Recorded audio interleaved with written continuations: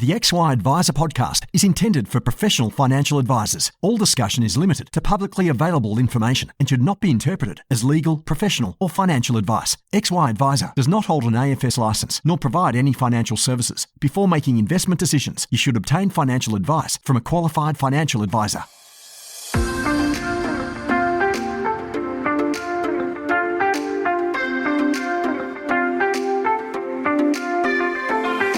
Financial advisors help Australians live better lives, and we're great at it. But what about us? For us to thrive in the coming years, I'm here to ask a very big question. How can we live better, run better businesses, and help more clients along the way? My name is Jessica Brady, and I would love for you to join me as I listen and learn from experts who answer these very big questions. I am lucky enough to record most of my podcasts on Gadigal land. This series is brought to you by Hub24, one of Australia's leading providers of integrated platform, technology and data solutions to the wealth industry. By working with licensees and advisors, Hub24 is delivering innovative solutions and service excellence that enables you to do business your way, creating efficiencies for your business and value for your clients. These are just some of the reasons why advisors have rated Hub24 number 1 for value for money and best managed portfolio functionality 6 years running, empowering better financial futures together. Find out more at hub24.com.au. What does success mean? What are the markers or the hallmarks of success for us in our world? Is it that you run your own business? That you have lots of referrals and lots of client opportunities? Is it that you're innovating and doing something that no one else is really doing well? Is it that you're winning awards, big awards? Well, what if you do all of those things and it doesn't feel right? It isn't going to work. It isn't sustainable. Have you failed? What is it to fail? I'm talking to Charlie Fraser this week. Now, we talk a lot about all of the things that I've just mentioned. The fact that we put all of these external markers of success at the forefront of our mind, and we tell ourselves stories that often are really untrue. We're going to cover a pretty raw and real chat today about Charlie's journey through a large institution to jump out into his own business and realizing, actually, this isn't going to work. What did that feel like? Did he, in fact, fail? And where is he at now? Enjoy. Hi, Charlie. Hey, Jess. Are you ready for today's chat? I am ready. I think we're going to have a chat that is quite unusual, actually, because you've done, I would say your story is really unique, which we're going to get into, and you've done what is the opposite to what most people do. So rather than me keep being cryptic, why don't I hand over to you for further context? Charlie, let's talk a little bit about your story. And then I've got many, many questions that flow from that. But for people who don't know you, let's rock and roll. Who are you, Charlie, and what's your story? It's profoundly disinteresting, but I hope I can make it mildly interesting for you. So I guess we pick up the story. You know, I fell into financial advice as most people did, working for a bank, wanted to do more for people, found it really interesting, ended up doing financial advice within one of the big banks for 5 or so years, which I enjoyed, but then started to look for a little bit more, and then ended up at one of the private wealth divisions of a trustee company, which I was there for a few years, and then ended up just through serendipity as much as anything else, for the trustee company, working with people that didn't have capacity to look after their own financial affairs, and did that for quite a few years. And we built a big practice in that, which was quite rewarding. And I loved it. But circa 2015, I think I'd been there for about 11 years. And it was just probably just time for a change for me. And also what I felt was in my work, I felt that sometimes we were solving for the wrong problems, in that I had a financial background. It worked with a big team, and a lot of them had a legal background and a trust background, whereas for our clients who were dealing with people with catastrophic injuries, and we were dealing with the families, they needed help with day-to-day life. They needed help with well-being. They needed support. And I just so often felt that I had a lot of empathy for the people that I was dealing with, but I just didn't have the tools to help them. And ultimately, in 2015, I just decided look, I think it's probably time for me to make a change, and left that role really not with any strong sense of what it was that I wanted to do, other than I think we might be able to do this a little bit differently. And so quite, if I'm being frank, probably quite naively ended up in my own business. And really the reason for that was I came up with a business model which was ultimately combining well-being services with financial services, and then taking a step away from the, so still focusing on the compensation work, but taking a step away from the trustee company and then working alongside a trustee company as a separate financial advisor. And the idea then would be we have what we called at the time a role, which was a well-being advocate, who would be the friendly face for the client, had a disability or health advocacy background, and could actually get into the trenches with them and help them with their lives on a day-by-day basis. That then translates into financial needs, and then we can provide the advice from there. And so the reason I ultimately went out on my own was because all the firms that I spoke to when I left my previous firm, they were really interested in us from a new business point of view, because I had a pretty good track record of new client acquisition. They were very interested in that. But when it came to the support we needed, and when it came to the model, this wellbeing model that we're putting together, the interest was dulled, because it just didn't really fit into anybody's model. And so it really just got to a point where I thought, well, if we're going to do this, I have to do it by myself. And so then really just hurtled down the road of self-employment, licensing, all the things of which I really had not to say no idea about, but was quite green in.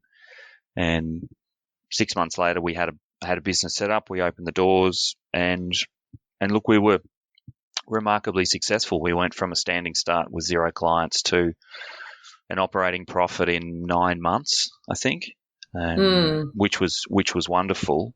But we did become a bit of a victim of our own success to a point, in that we grew much faster than my processes could grow with it.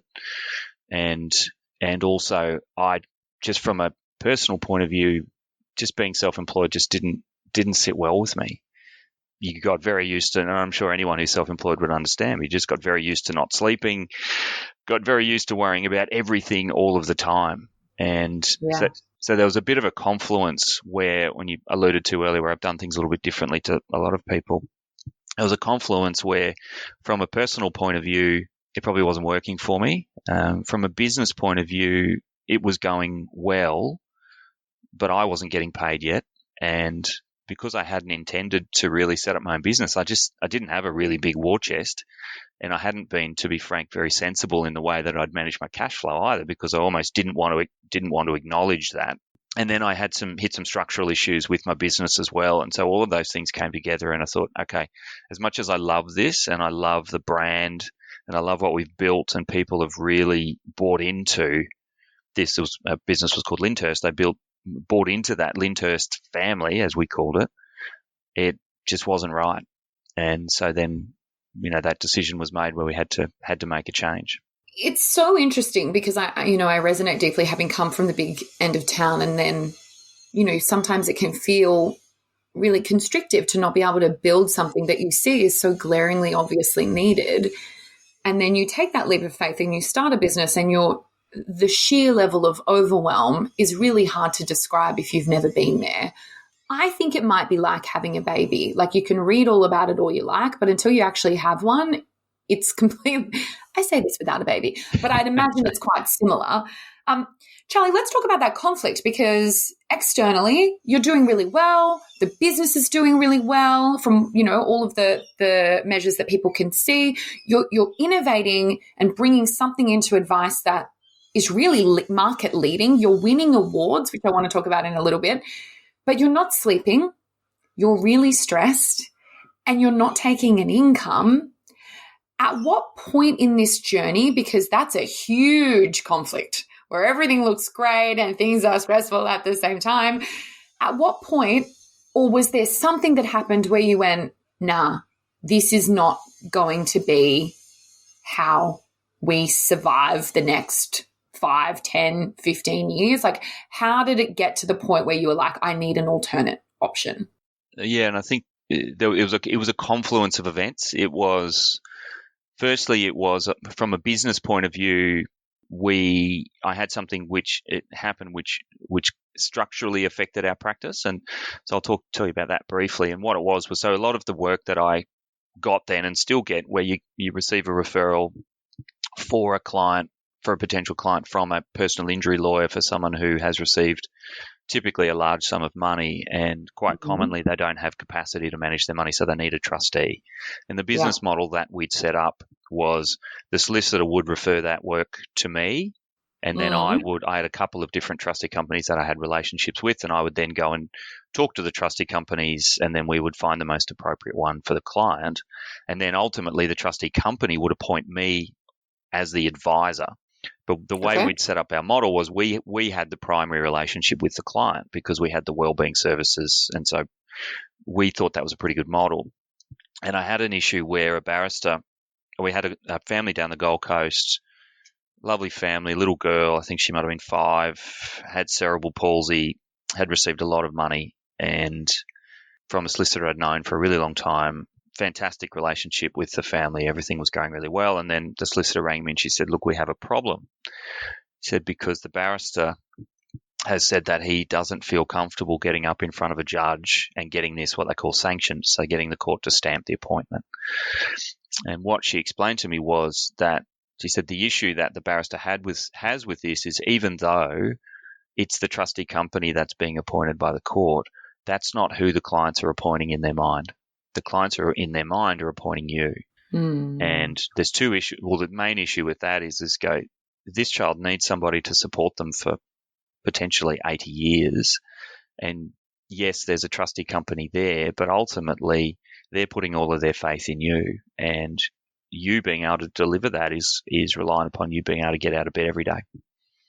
And so we consequently didn't win that client, and that was a bit of a fork in the road for me from a business point of view, because from a personal point of view, as I said before, it probably wasn't working. And when I went home and I had a chat with my wife about what had happened, and she had some interesting context, because part of the reason for setting up that business is her twin brother had severe cerebral palsy, which is where the idea for the business came from. And she just said, well, what would we do? She said, if that was our child, what would we do? Would we put our faith in a one-man band? She said, the answer is no. She said, it doesn't matter how good your practice is, you can't get over that. That's a glare. And now, and her point, which was the right one, she said, now that you know it, you can't get over it either. And so I rang a mentor of mine who was a lovely fella, and he just said, look, you've got a great business. And he's pretty frank, so I won't use the exact words he used, but he said, you've got a great business, but you're structurally challenged. Let's say he said that. I endorse swearing, but sure. Yeah.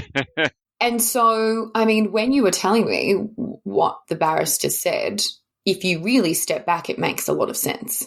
Yeah, it does. It does. And whilst we're talking about this as a niche, what you do is quite niche. For the majority of people who are listening, particularly those who run really tiny businesses, it's probably a really interesting point for advised clients more broadly, because the age of a financial advisor is not young. And I think that this concept probably rolls through the mind of many people who want to get advice. Like, are you going to be there for me? Or who's going to be there for me? What happens to your clients? And the level of proactivity in that conversation is probably quite low, because for the majority of one-man bands that I know, they don't have succession sorted.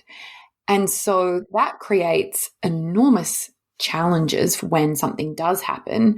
So yes, I appreciate that this is quite a niche component as to why that barrister said no, but I think it speaks volumes to challenges that many other advisors would face, just in a different sort of way. I think that's you're precisely right. I think it's for the, if I can say this, the normal financial advice market. It's wouldn't be something that's articulated in that way, and that most people aren't making 50-year decisions when they appoint an advisor. They possibly are, but then maybe not thinking about it that way. But yeah, it is a key issue, and it was one that I had to face pretty starkly. And also then, as I said, it being a confluence of events, it was at that point where my wife also sat me down and she said, look, my support for you going into this practice was contingent upon two things. One was that you don't that we see you, that you don't work 80 hours a week. And the other one is that you don't risk our house. And she said, the business is tracking along pretty well. But if this is the structural issue that you're coming up against, then that means your new business acquisition could possibly be affected, because the barrister involved was one of the most influential barristers in Queensland. So I knew that I had a problem. And she said, and her words were, she said, this business needs 80 hours a week. And she said, and you don't have it in you because it's just not that important to you. She said, your family and your life and your kids are too important to you to give the time to the business that it needs. And she said, so we just need to say that just because you can do it doesn't mean you should. And so that was the day. And it was the next day that I started the process of, okay, well, where to? What do I do now? Was this at the time when you were also Advisor of the Year? It was at the time I was going through the process of being considered for it. Because you won that. Yes, I did. Congrats. Obviously, congrats. That's a extraordinarily robust and thorough process. So to win that speaks volumes. It is. I say this not because I've done it, but because I was part of the judging process, which Charlie was involved in. And so I did a huge amount of deep diving into all of the businesses. So I feel like I know a little bit about what that looks like. So you've got this interesting situation where externally you're killing it. Let's just say that. Your partner's saying this is not viable. Your largest, a huge referral opportunity has noted that something is really wrong. And you are then convinced that you have to make a change. Was being Advisor of the Year or being on a pedestal, did that influence, what impact did that have? It may have had no impact at all, but did it make you feel like you had to do a certain thing or behave a certain way? I don't know if I'm making sense at all.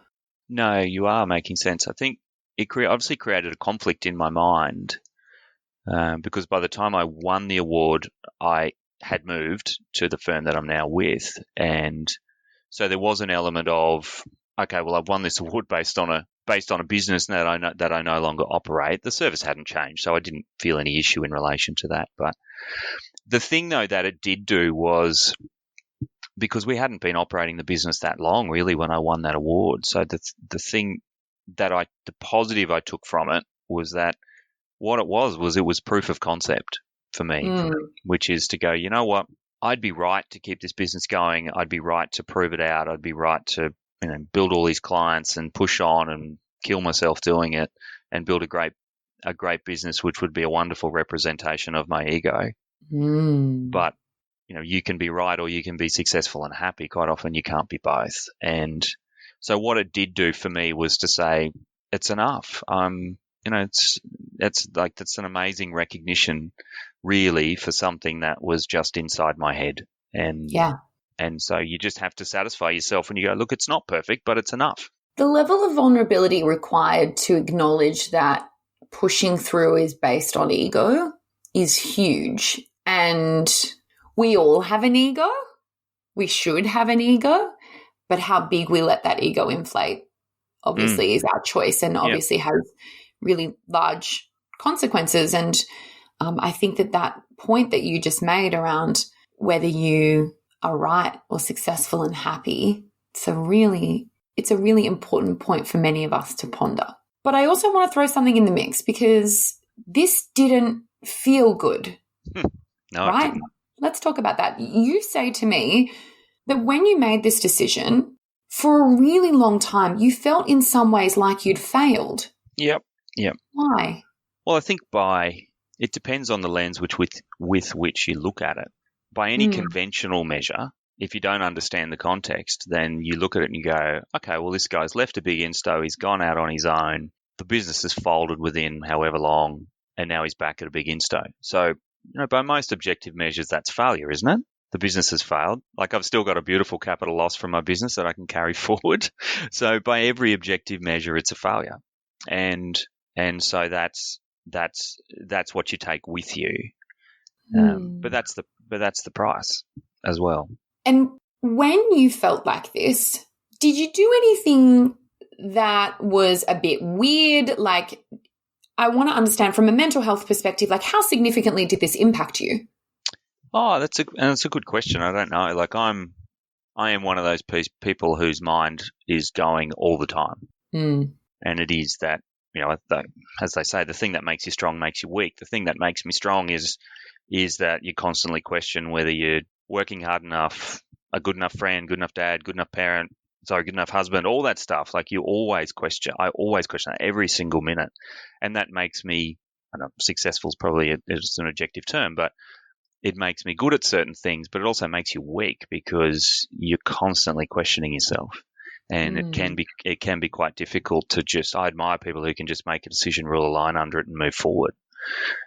Maybe they don't exist. Maybe they just pretend. But it was, and the people I really struggled with.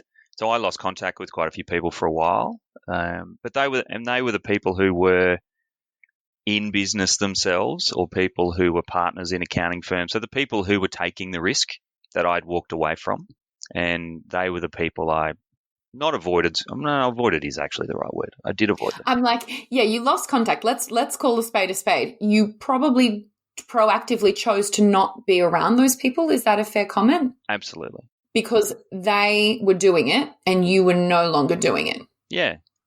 And so it was that I was making the decision for them as to how they were viewing me. And so that took years.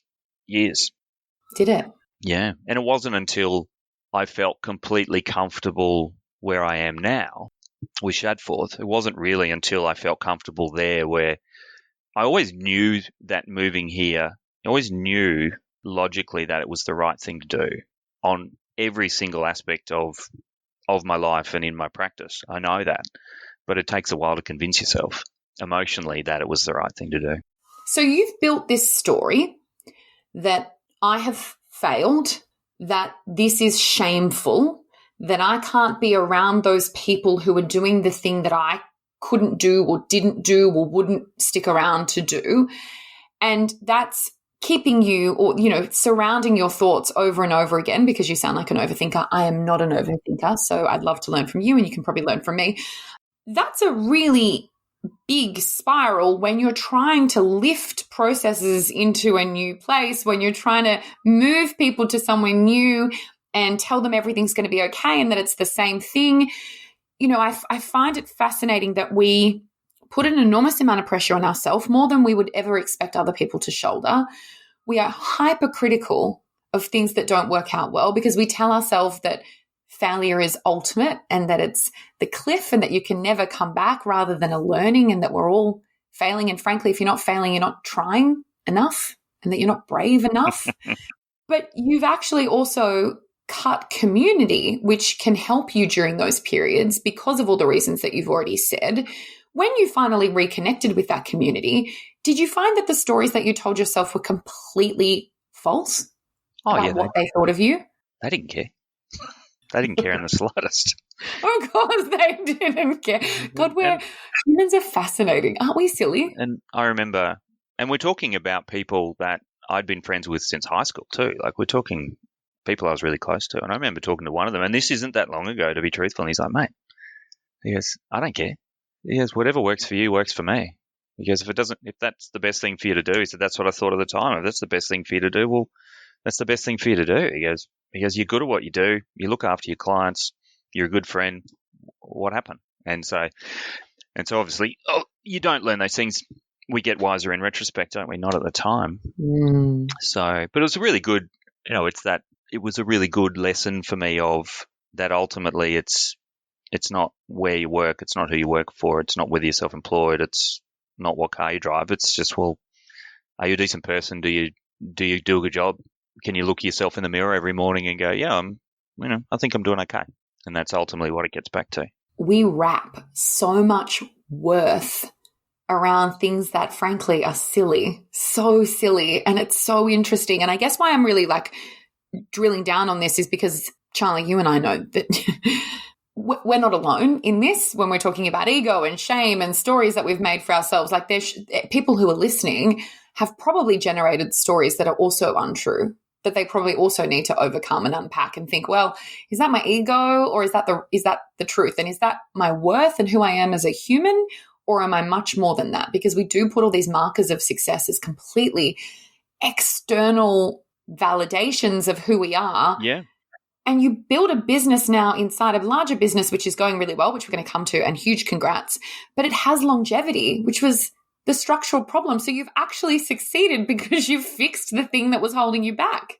Oh, that's right. And we haven't just fixed it in that we've been able to use the scale that working for a large organization brings and expand the services out. So, yes, we still do the personal injury work, and yes, it's still significant part of my practice. But in terms of our total practice now, it's probably only a quarter of the new client work we do. And yet the work that we have expanded out into, so we've broken our practice down into two, is that we do a lot of work with people whose wealth is going to outlive them. That's the way that we look at it. And the other part of it is we work with families who have experienced an adverse life event, and they've got big financial decisions they have to make, but they need to be in the right headspace to make them. And so we've been able to expand that practice out to well beyond personal injury. So now we're working with people who've had cancer diagnoses, sudden bereavements, family, people who've come out of bad marriages, like so many areas in which people have been left, damaged isn't the right word, but who are traumatized from something that's happened to them. And we've been able to put a whole practice around it. So what we realized was what we're solving for is not people who've had a really catastrophic injury. Like, that's the super pointy end. We've built a practice where you go, actually, if you put people in front of people who are empathy first and then problem solving second, that's almost everybody. And that's what surprised us more than anything is like when we work with business owners, like I've got a few clients who are almost like, I've got a couple of clients who are like ASX listed CEOs, and the conversations are almost exactly the same. Different as for my families who have a severely disabled child, like they're completely different, but at the nub of it, they're exactly the same. What do you think advisors can learn about how to bring this concept of true well-being assistance into advice? Yeah, it's difficult. I sort of feel like, if I can say this, I feel like the term well-being's probably been a little bit co-opted in that everything has to be well-being driven now. Okay, do you got a better word? I don't know. It's almost like I feel like I liked it before it was cool. I was there first. I was the cool kid first. Look, I don't know the answer to that, to be honest, because it is, it's a little bit like, a firm which has on their website, we act with honesty and integrity. It's like, well, what else are you going to put on your website that you don't? And I think there's just an element of caring about people's well-being. If you're a good professional, regardless of what profession you're in, it should be at the core of what we do. Like, good doctors are the ones who genuinely care about the person that's sitting in front of them. They don't care about what's on the report that they're looking at. Like, that's the differentiator between a good professional and just a, what I'd say, stock standard professional. So, because we all want to be good at well-being, or whatever the non-cool word is for it. But I see tremendous opportunity for us to do it better, because, as you rightly point out, irrespective of what's happened in someone's life, whether they've had a big T or a small T or whatever, most people have got a story. Most people have got trauma. Most people have had generational trauma, and they come up and that's impacting how they think about risk or money or whatever. So there's obviously a financial component to it. But we aren't equipped to be able to host some of the conversations that people want to have with us. And I'm interested to understand, do you have an allied health sort of referral program, or how do you specifically bring well-being into what you do now? So we've changed the role slightly. I mean, what was previously a well-being advocate role is now what we call a well-being relationship manager. So we've changed that role ever so slightly. And so the lady that's working with us now, she's got a background in disability, in healthcare. She's done work with NDIS. So she's done everything from being a carer right through to running teams and helping people obtain employment, all of those type of things. And so that's a service for some of our clients. It's an everyday. But for a lot of our clients, say if you look at the other side of our practice, the families who don't really have any need for it on a day-to-day basis, the point being from our point of view is that that's a service that somebody might only need once, but you also get those times where your client rings, and I have that client who rings and he said, look, my mum's just being diagnosed with dementia. What the hell do I do now? And so I just went, righto, just talk to Davina, the lady that's working with us, just talk to Davina and we'll just work it out. And her job's not to solve the problem, it's just to help them unpack it and then go, okay, go here, do this, do that, do this, do that. And that person hasn't needed her since. It was probably a 1 week where she helped him, but he has referred so many people afterwards, because his point being, as he said to people, he said, go and talk to these guys because they're really good with your money, and it doesn't really matter what life throws at you, they'll help. They can help. And so that for me is the well-being bit, is where you can genuinely say, I don't necessarily have the answers for you for what's going on, but we, as I sometimes describe, we run towards the things that most advisors run away from, which is we want to know. And we got people, they pay us a lot of money, and it's incumbent upon us to care, is probably the way I describe it. And I think for people who go through something that is really stressful, particularly if something's been diagnosed or there's been an accident or something occurs or someone dies, the level of overwhelm is huge. And to even have someone tell you things that logically you should know, like you need to call this person, you need to think about this, like our brains aren't working in a normal way when those things occur. And so to have someone on call or to give you a roadmap and say, right, this might not be exhaustive, but here's the things that I think you should go and do, the level of psychological comfort that there's someone there who's specifically going to make sure I don't miss anything, I think that that's huge and really rare, Charlie, in our world. Yeah, look, I think it is quite rare, sadly, but it is that, as you said, and that next step to go beyond that, which is to go, what can I take off your plate? And I'm not equipped to have, I can have those conversations, and I've got an enormous amount of empathy, but that's not my training. It is the ability to go, okay, I've got empathy with your situation, but how do we turn that into action that's helpful for you? And you don't have to be a practice like ours where you have someone dedicated in-house. It's just about, be the person that knows a person, which is if somebody tells you that something going on, just go, well, how can I solve it? How can I help them solve that? And we're staring down the barrel of more people aging than sort of ever before. So if you aren't thinking about this in your practice and you work with older people, it's just a matter of time before you get that call and you just perhaps don't have the right connections or the right thing to say to that person. And then they realize you're not the person to call if things like that happen. That's exactly right. And ultimately, I think that, from a financial planning point of view, the financial management of money is, we can all kid ourselves as to how important we are and how much value we can add from a portfolio point of view, but largely it's getting pretty close to being commoditized. And so if we want to, in our practices, continue to charge the kind of fees that we did in the past, the puppet show of moving money around and being super active and trying to pretend that we can add value that way, it's been so comprehensively debunked that I don't think that that's a successful way to build a practice. And I remember when, a long time ago, taking because the firm I came from was a super active house, and then when I set up my own practice, we hit upon this evidence-based investing and asset class investing and all of those kind of things that come with it, and explaining that to my wife at the time, and she said, well, that's great, but what do the clients need you for? And so that's actually the key, which is, well, what are you going to do if you're not pulling the puppet strings all the time with the investments? How do you add value? And so really then having to dive in to think, okay, well, we're not actually solving a problem if we're doing portfolio management all the time. So what problems are we actually solving for people? And that was really the key. And the reason I ended up with Shadforth is because they're an evidence-based investment house, cash flow driven, long-term driven. And, as our CEO says, we're in the business of making 50-year promises and keeping them. And that's why I'm so comfortable, even though it's, in one sense, you could argue you lose freedom by moving into back into an institutional framework from your own practice. But it depends on what your lens is. My lens is I can look these people in the eye and go, there will still be somebody here in 50 years to look after you. It won't be me, but there will still be somebody here. But making sure that informs every single element of the way we run our practice. Is it a big misconception that a larger practice, like what were you thinking you were going to walk into when you joined a larger practice? Did you feel like you were going to lose all your autonomy? Did you feel like your ideas were just going to be put on a shelf for that to-do list that doesn't happen? Like what misconceptions did you have about walking back into a bigger business?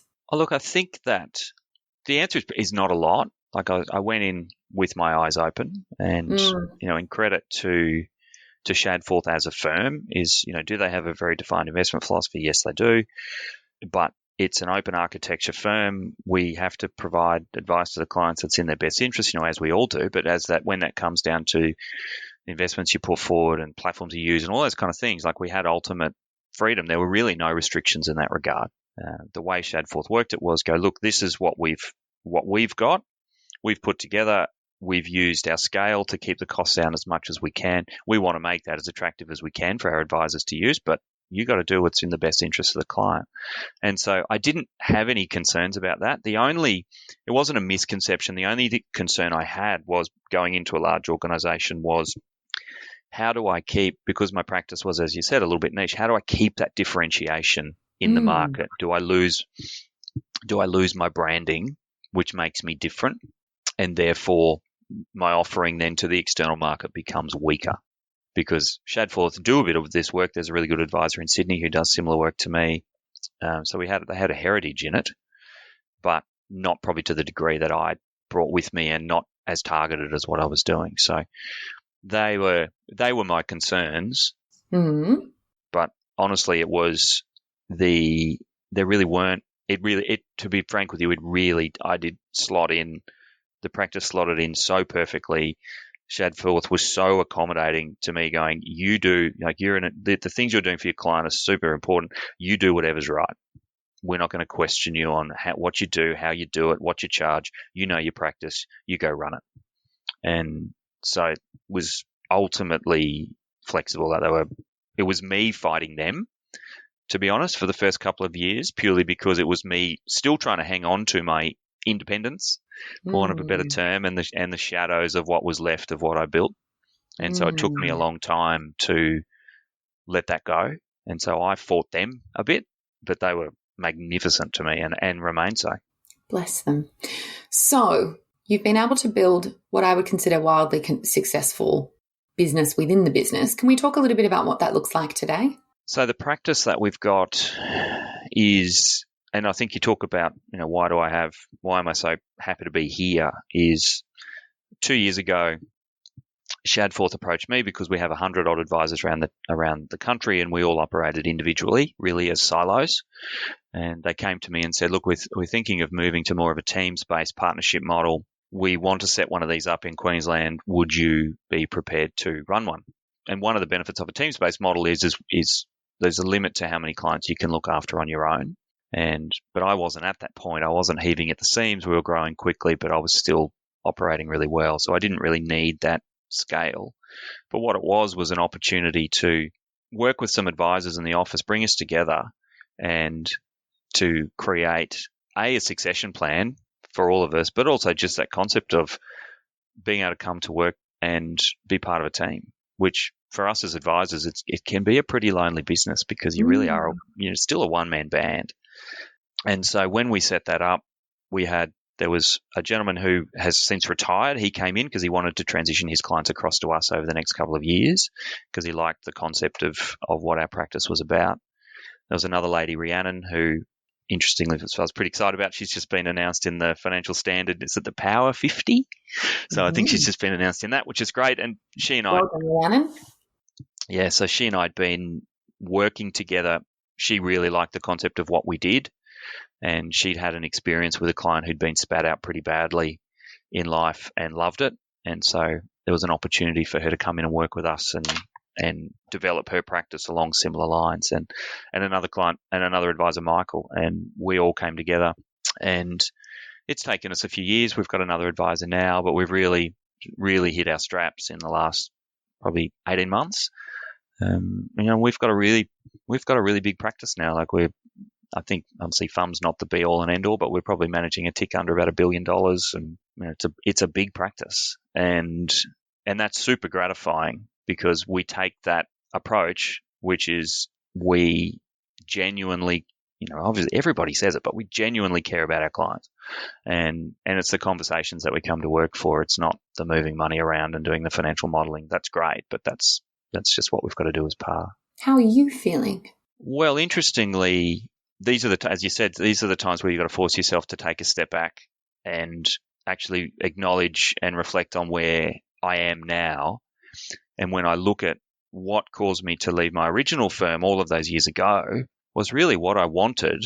I probably didn't articulate it and I didn't know, but what I wanted is what I have, which I just want to be able to come to work.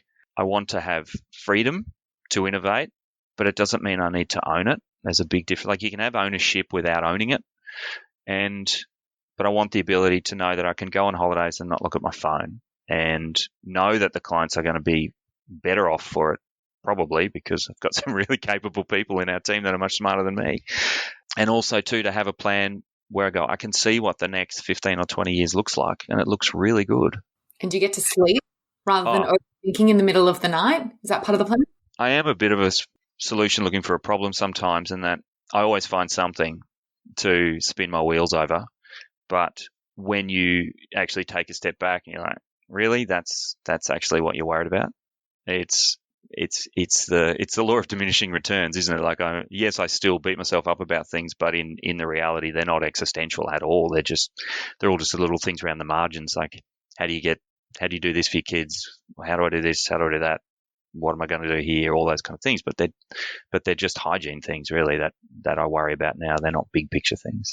We've talked a lot today about, I guess, the concept of what is failing and what is succeeding. And when you hear your story, Charlie, you've succeeded because you've been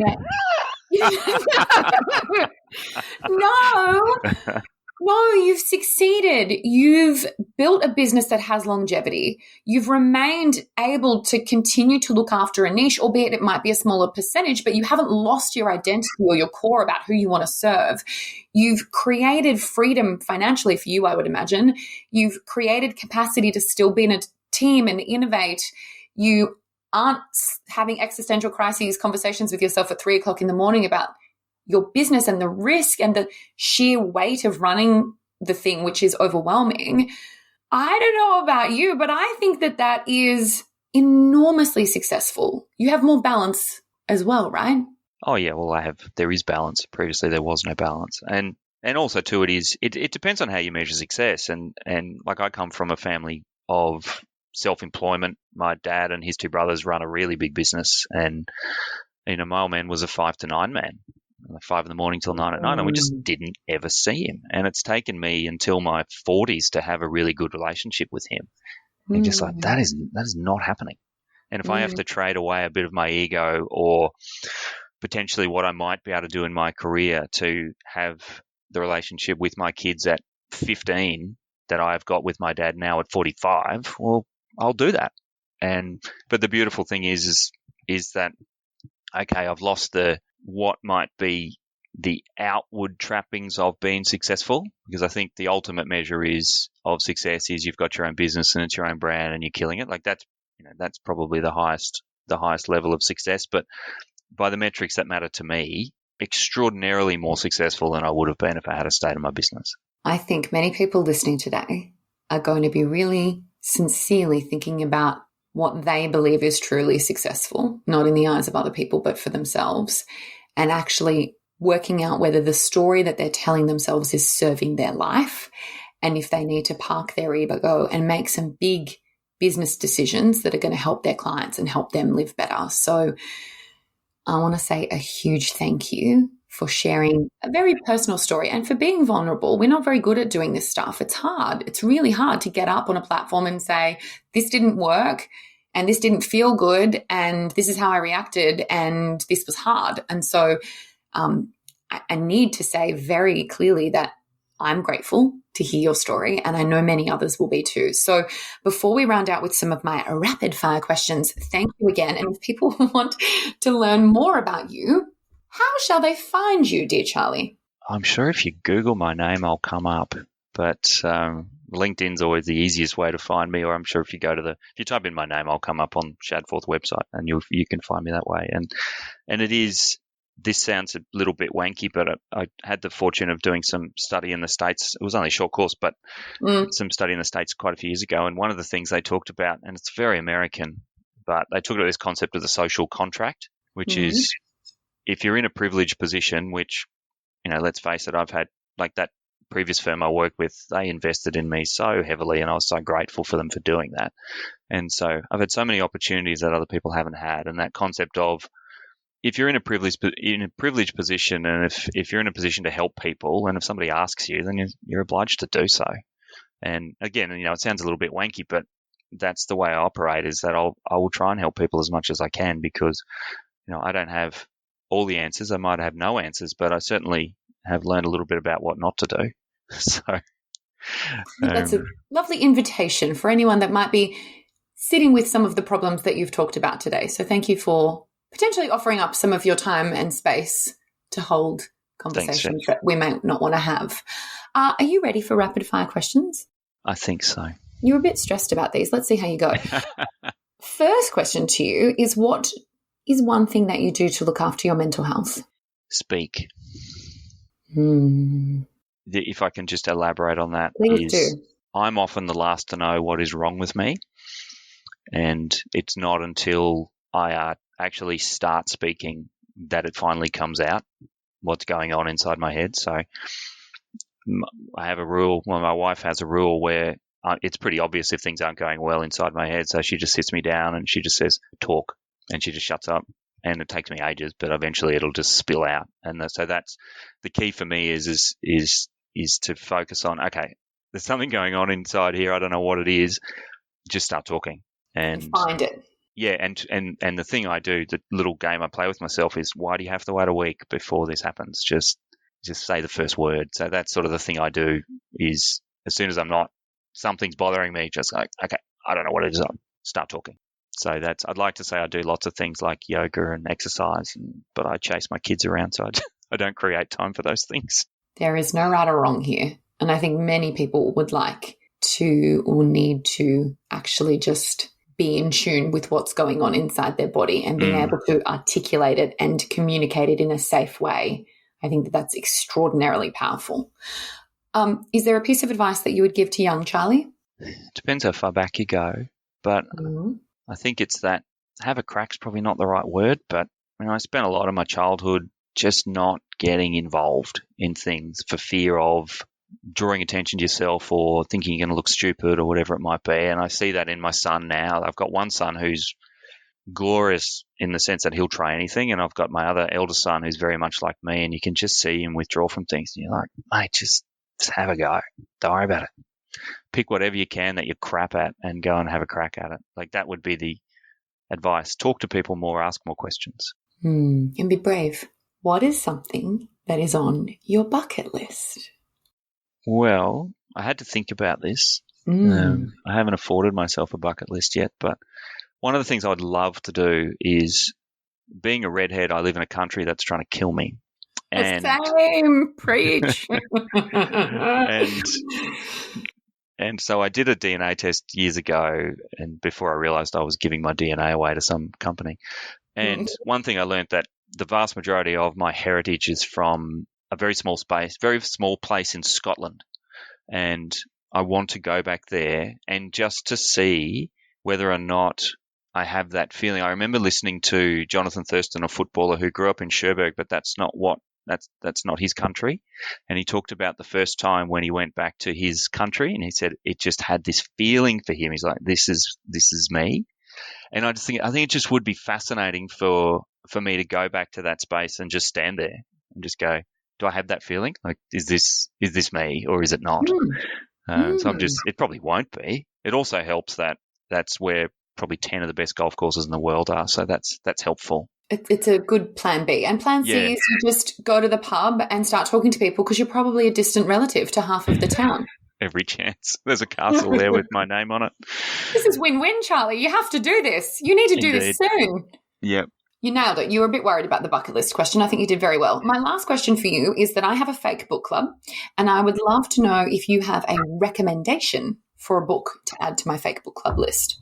I have 3. Oh my gosh, hold on. Yes? Okay, go. So the first one is Boy Swallows Universe by Trent Dalton.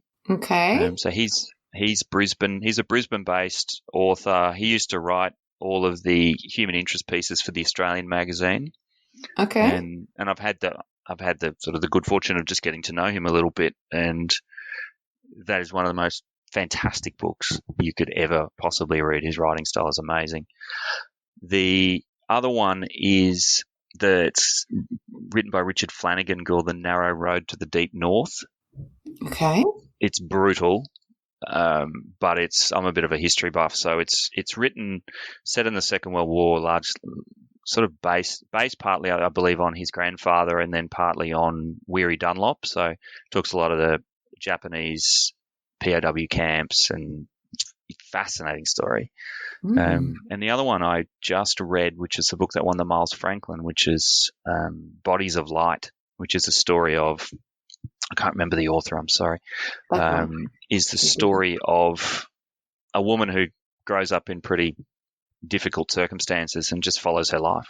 And it is a fascinating read. It's a great book. I'd highly recommend that book. Very good. Okay. The most stressful thing, obviously, about doing a weekly podcast where you ask for book recommendations and where someone puts 3 book recommendations into 1 week is the stress of how will I finish all of these books. But I do my damnedest. And people, you know what's interesting, Charlie? People message me and they're like, thank you so much. I actually read one of the books that blah, blah said, and it was really good. So I feel less responsibility to need to have read all of them in a short space of time, because I know that the community is reading along with us. And do you want a wanky self-help book as well? Oh, go for your life. Let's do 4. Yes. So the best wanky self-help book I ever read it's called How Will You Measure Your Life by Clayton Christensen. And again, when I went to that study in the States, he was one of the professors that was there. And I got talking to him about this whole concept of there's got to be more to wealth management than just managing people's money. And he said, have a read of this book. It might be interesting. And ultimately, the way that comes down to is measure your life by the success of your career as opposed to your job, the depth of relationship with your family and friends, and the degree to which you will live a life of integrity. And they're the 3 things. And it really resonated with me. I loved it. And so I've given that book to a lot of people. I think that is a really good summation, actually, of everything that we've talked about today. So on behalf of the entire XY community, I think we should use that as our closing piece and say thank you so much for being part of today's chat. Thanks, Jess. I really enjoyed it. Thanks for the opportunity.